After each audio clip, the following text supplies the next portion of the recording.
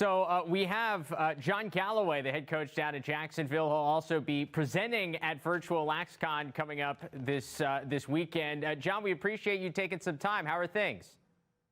We're great. We're great. We're enjoying the warm weather and enjoying the boys being back and, keeping our fingers crossed for a lot of lacrosse out here over the next few months. So let's start with what the big topic on everybody's mind is right now in January, is trying to find some sort of semblance of hope for a college lacrosse season. I know you guys have a date when you think you're going to start this season. What is this spring going to look like compared to springs past?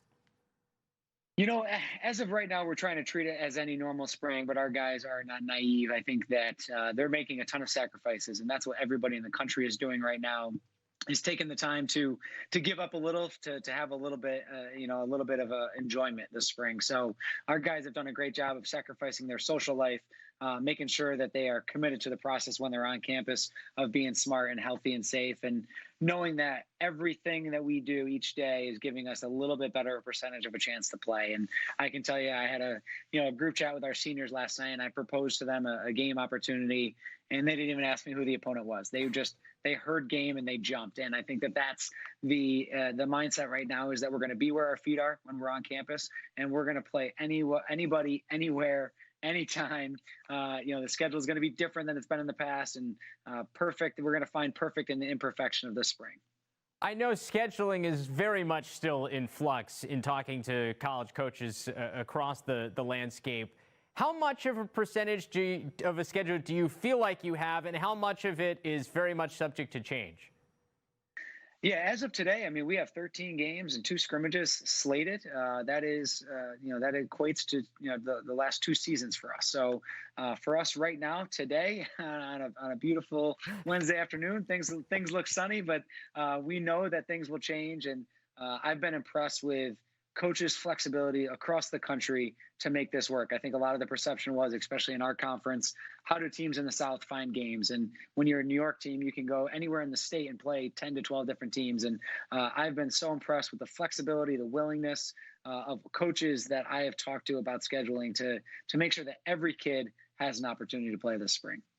You mentioned everybody kind of making sacrifices, obviously, to stay safe and make sure everybody's testing negative so that you guys can continue to play. I wonder, how much does it harken back to the fact that you lost almost an entire spring season, and it's kind of ingrained in these kids' minds? It's like, all I want to do is have an opportunity to get through and maybe finish this year.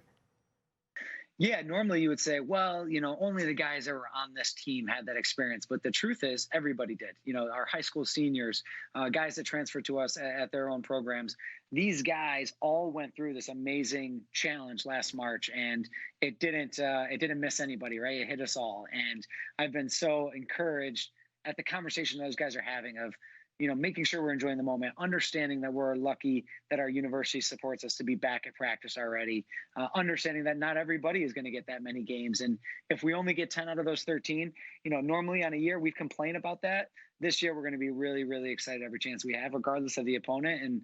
And that's been the message from our locker room, not even from us. And I can tell you, our players instituted policies for making sure that our guys don't break protocol with COVID. And when you start to have player-led locker room leadership, it's because of the experience they had last March and how hard that was for everybody involved. So the other exciting news that's come over the last month or so is the announcement of the MLL and PLL merging. For somebody like you that spent so much of their professional career playing in Major League Lacrosse, to now have everything back as one and having that entire talent pool all in one spot, what does that mean?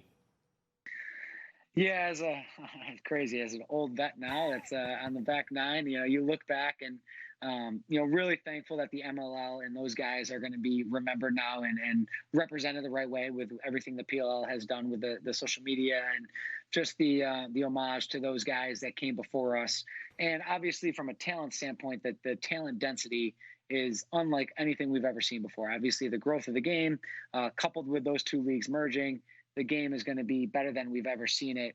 Obviously, the challenge is there's going to be some guys on the outside looking in, and that means that we have a really high-level program. We have a high-level organization that's pushing us forward, and it's going to stink for the first couple of years, but I can tell you the people behind the decision-making of the PLL, their willingness to overcome any sort of issues with the leagues, and to be willing to work together. There's a sense of maturity, a level of maturity there that, hey, we need to be all hands on deck to push our sport forward. And I think we're going to see the best brand of lacrosse we've ever seen. Have you petitioned them to change Chrome LC to Rattlers Lacrosse Club yet?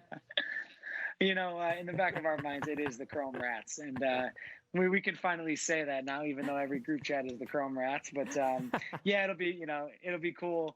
It'll be cool to just talk about the history of Rochester. I think that's something that us as Chrome guys felt like, we're this team, we got moved to this league, but nobody ever talks about Rochester and all the things that we were able to do there. And I've already seen the PLL make an effort to remember those moments, and they were some of the best moments of my playing career. And I'm excited that those guys are going to be able to enjoy that as well. And because honestly, I feel like there's a whole community in Rochester of fans that were loyal to you guys and were around that team that now, maybe if they didn't before, can now fully embrace what you guys are. Yeah, I think anytime you have the opportunity to merge two groups, and that's what it was. It was two groups that essentially got split, and it's a rekindling of a romance there, which is cool to see. One of your teammates with the Chrome is Chris Bocklet, and obviously it's been a scary situation. What has your feelings been on such a scary moment, and what have you continued to be kept up to date with? Yeah, not only was he a teammate, he lives in Jacksonville Beach. He lives about 6 blocks from where I live. And if you haven't met Chris, the things that are being said on social media are true. He is the life of the party. I don't know if I've ever met anybody as positive as Chris Bocklet. And, I'm fortunate to work with one of his high school teammates, a guy that he knows really well, Tyler Grinelli, who is watching Chris's dog right now. And I get to hear the positive updates and all the things Chris is already doing to show improvement. And anytime something happens in our sport like this, people come together. When it hits you this close to home and to a person of his magnitude, the outreach that we've seen already because of the impact him and his family have had on people's lives, it shows that our sport's special. It also shows how special Chris is. And we are certainly praying for him. We've been so lucky to see the positive updates that their family has put out. And we're going to continue to pray for him and to be for him here when he gets back. He's obviously in all our thoughts and prayers, he and the entire Bocklet family. Let's talk a little LaxCon, because you have an opportunity to present here this weekend. And I think it was your presentation title is interesting, the goalie removing outside the crease. What can people learn from what you're going to be discussing during this virtual LaxCon coming up? Yeah, it's funny. I've given so many presentations on playing goalie, and I love the position. I enjoy it, but man, it kind of gets boring, right?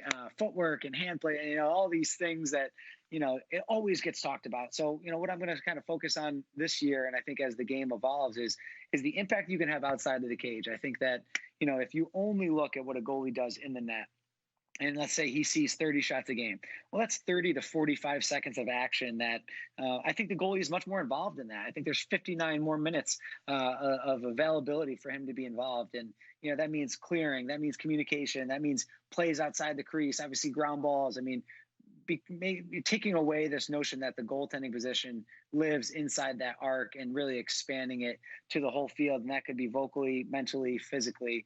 And I look forward to being able to share some of my philosophies on how we try to train our guys as well. Well, one of the better clearers we've ever seen at the position, and always vocal if you've ever been on the sideline, John Galloway. So he's a good guy to learn from. John, we appreciate the time. We can't wait to see your guys at Jacksonville back on the field, because it means we're going to have some college lacrosse this spring. Good luck with everything, and we'll talk soon. Absolutely. Thanks for all you do.